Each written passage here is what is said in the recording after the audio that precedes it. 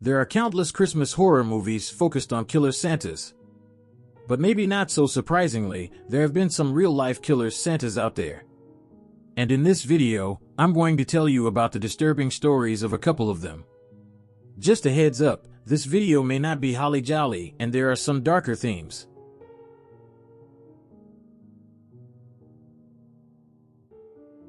Joseph and Alice Ortega loved Christmas.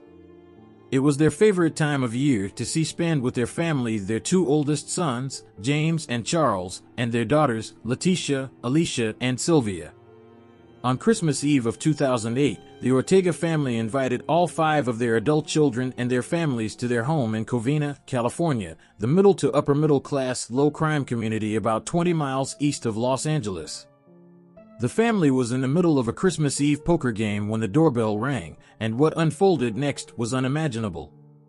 Shortly after the doorbell sounded, police received 911 calls from the Ortega's neighbor. The caller cried into the phone that someone was burning down the Ortega's house. That someone was Bruce Jeffrey Pardo, dressed in a Santa Claus suit. The fire department was dispatched to the Ortega house, but the calls kept coming in. Some even reported that they heard shooting coming from the house, and when the police arrived at the scene, it was a total nightmare.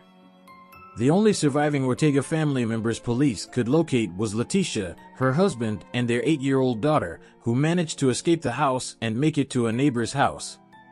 Leticia's daughter, however, had been shot, so the family had already made their way to the hospital.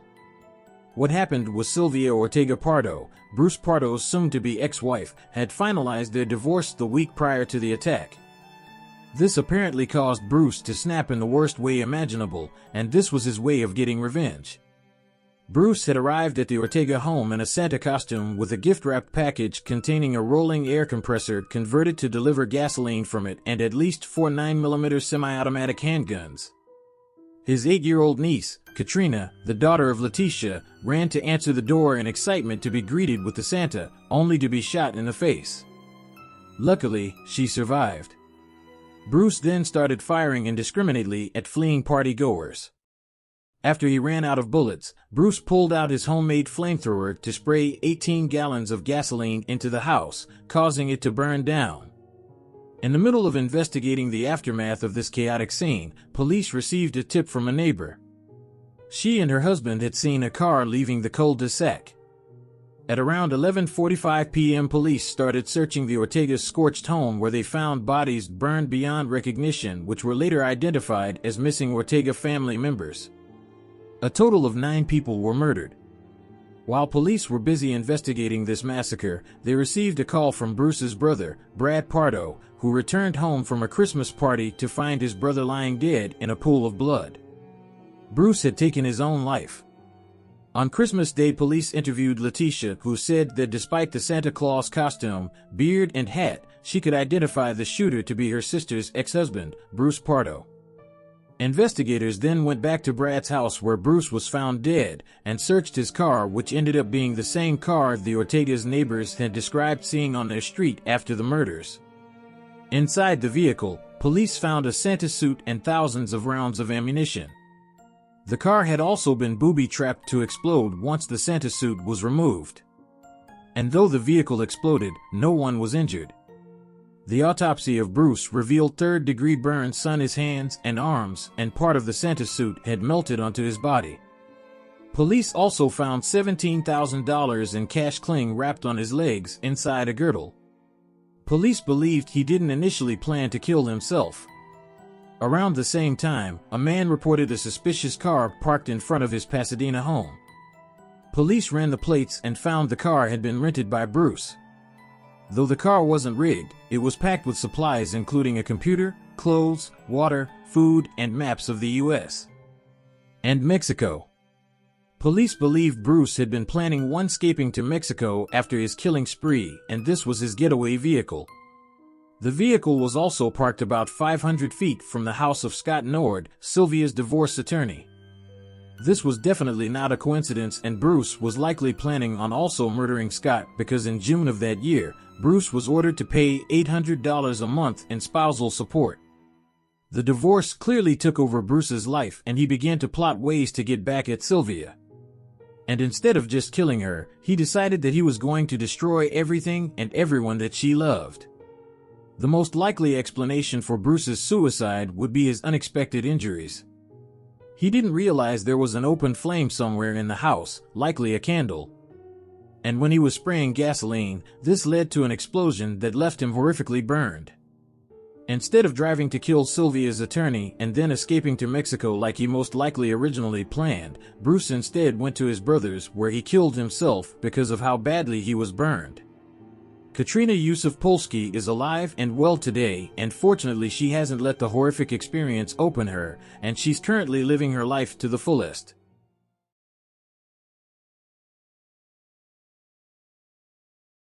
Unfortunately, Bruce Pardo was not the only story of a killer Santa named Bruce.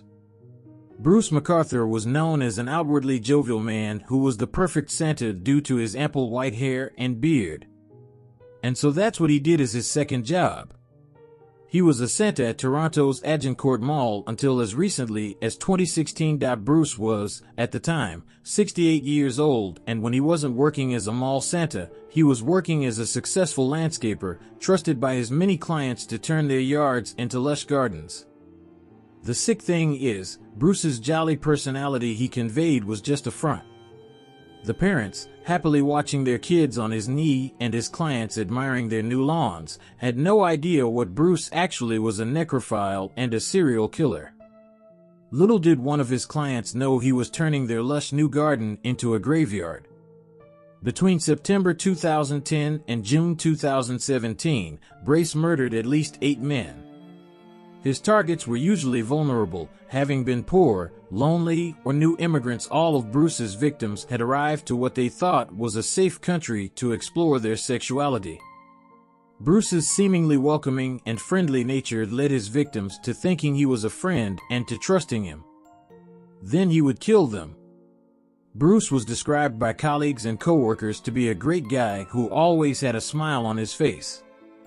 For 30 years, he was seemingly happily married to his wife, Janice, who he had 2 children with, and lived in the house in Oshwa, with a middle-class town very close to downtown Toronto. In the late 90s, however, Bruce came out of the closet, probably to the shock of his wife, and not long after suggesting that the two have an open relationship, he left his family and moved to Toronto. But he remained on speaking terms with his family. Bruce became a regular in gay neighborhoods and wanted to be part of the LGBT community. But pretty soon, that community didn't want him to be a part of it, as he quickly earned himself a reputation of being trouble. In 2003, when in his late 50s, Bruce received his first criminal conviction for the assault of a man with an iron pipe in the man's home 2 years prior. Bruce turned himself into the police, and throughout the case, he maintained that he blacked out before the assault and didn't know why he did it. In January of 2003, Bruce pleaded guilty to 1 count of assault, causing bodily harm and assault with a weapon. But thanks to his lawyers, Bruce didn't serve prison time. Rather, he was ordered to attend counseling for anger management and provide a DNA sample to police. A few months later, Bruce had his record suspended so nobody would ever know that he'd been arrested at all. Bruce's landscaping business was busy enough to occasionally hire casuals until one of those hires disappeared. Mahed Kihan. Bruce admitted to police to knowing Mahed. He told police that Mahed had worked for him doing landscaping for a month, and the 2 men had a sexual relationship that Bruce claimed he broke off. Bruce was not a suspect at the time of the interview. He was treated as a witness in the missing persons cases. Bruce's approach to murder was usually the same: strangulation using a rope and metal bar. When his victims were dead, he'd posed their bodies and photographed them, sometimes in his apartment and sometimes in his red Dodge Caravan. One victim was posed wearing a fur coat and with a cigar in his mouth. Some had their beards and head shaped. Others had their eyes closed. Then he would take close-up photos of their genitalia. Bruce stored these dead body photo shoots and digital files on his computer. He then dismembered his victims, distributing their body parts in one client's garden, putting to use his knowledge and skill in gardening. In June of 2016, Bruce ended up in a police station after a guy he was having sexual relations with reported him for almost choking him to death while they were in the back of his van. The man managed to escape and report Bruce to the police. And for the second time, Bruce turned himself into the police. The man who reported Bruce claimed they were hooking up in the back of his van when Bruce started choking him violently. The man claimed he barely managed to escape. But when Bruce was being questioned by police, he played it off that he was asked by the man to choke him, that he liked it rough. The police believed Bruce's story, and the case was dropped. On June 26, 2017, Andrew Kinsman disappeared, and this was the start of Bruce's downfall. Andrew was different from Bruce's other victims. Andrew was well known and liked among Toronto's church and gay community, and he was the caretaker of his apartment building in Cabbagetown. His disappearance following Toronto's Gay Pride Parade was quickly noticed, and within days, posters of his face were seen all over town. Andrew had become the latest addition to the disturbing disappearances of gay men that had been plaguing the community for years. Andrew's friends and colleagues knew he was interested in true crime and serial killers. A colleague noted that he had an occasional hook-up with a man very into the psychology of serial killers and how they functioned. When police searched Andrew's apartment, they found computer files on the serial killer and necrophile of Dennis Nielsen, otherwise known as the Kindly Killer. Dennis Nielsen's methods of murder were eerily similar to those of Bruce. They also found a documentary on U.S. serial killer John Wayne Gacy and 10 pictures of Bruce taken on September 11, 2010, using Andrew's camera. The name Bruce was also scribbled on Andrew's calendar, eerily coincidentally for the day he disappeared. It's possible Andrew suspected Bruce was a killer and was doing his own investigation.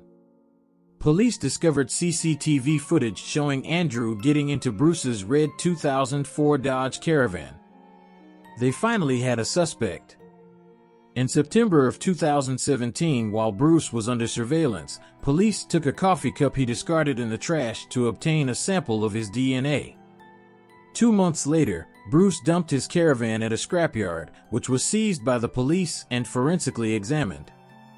They found blood and semen connecting multiple victims to Bruce, including Andrew Kinsman and another victim, Salim Essen.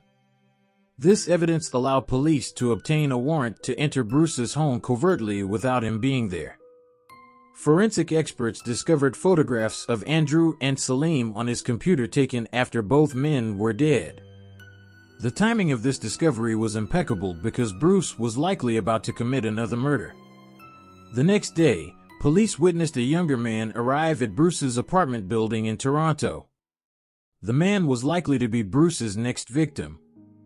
They raided Bruce's apartment, finding the man who entered his apartment naked and handcuffed to the bed with a black bag over his head. None of this was done with his consent, and he was screaming for help.